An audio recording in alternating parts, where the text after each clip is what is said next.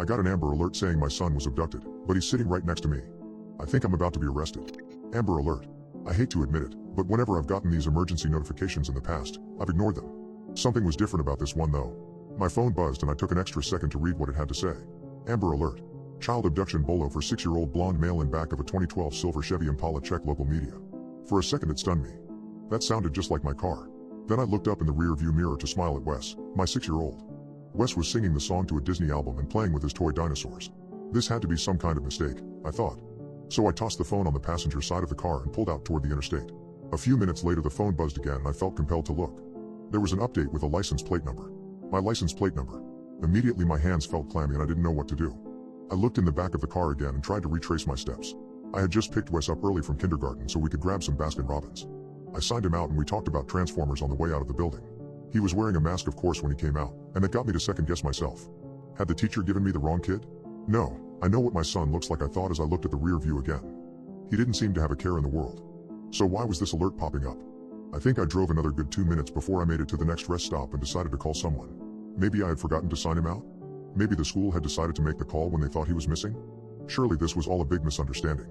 I made a call to the school to speak with the principal. Miss Shepard here, the voice said distractedly.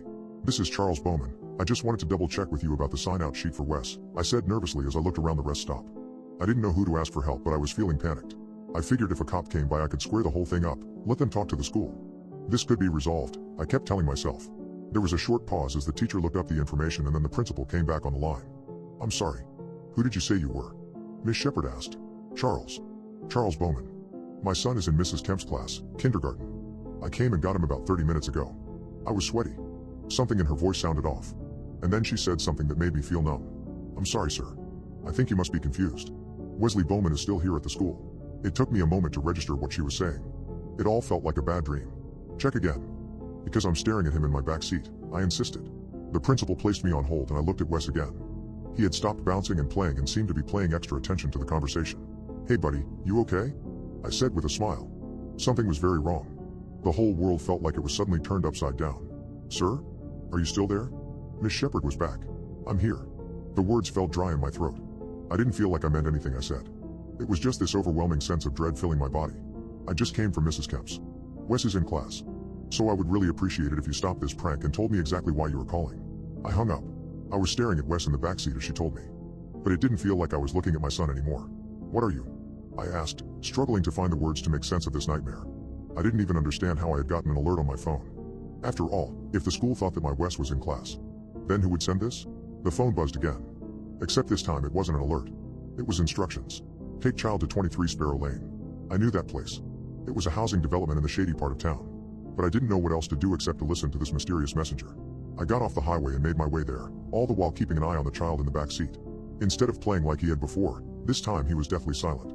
As if he knew precisely where we were going. As we got closer to the stop, his attitude changed dramatically. Suddenly he started screaming, a blood-curdling cry that told me there was danger here. I slowed down right outside the address, looking toward the desolated building and wondering who could have brought me here. My phone instructed me again. Place child outside vehicle. At the point the child that looked identical to my son was thrashing, trying to break loose, screaming and gnashing angrily trying to cut at himself with his teeth. You can't do this, Dad. You can't.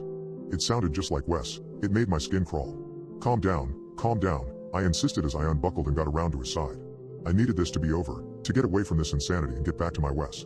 The child was now hardly even sounding human with his guttural shrieks and cries, his fingernails digging into my skin as he begged for it to stop. I managed to reach in and loosen his strap, letting him out of the car and then hopped inside and locked the doors. I was too frightened to see what he might do to me if I stayed outside. He fumbled to the ground, seemingly unable to walk. Then a moment later he let out a painful cry, and a massive shadow moved from the building. I held my breath and couldn't believe my eyes. It looked like a troll. That's the best way that I can describe this monster. Its body was covered in soot and ash and moss, gray and black vines twisted about its arms the way veins would as it towered over the child. With its mighty hand, which looked to be at least twice the size of my Impala, it scooped up the child. All the while the smaller creature screeched and twirled, trying to escape. But it was too late. The monster dragged it back into the shadows and even after it had disappeared I could still hear its shrieks. I sat there in stunned shock for the longest time, too numb to move. Then my phone buzzed again. You are free to go. I took Wes to ice cream that day, but I didn't eat a bite. All I could think of was that poor creature and how my fear had allowed it to be taken by a worse evil. I don't know what I experienced today, but I know now the world is full of magic. Both good and bad. I'm just happy that I have my son, my real son here. Sometimes he smiles at me and I see a gleam in his eyes and then I second guess myself. What if I made the wrong trade?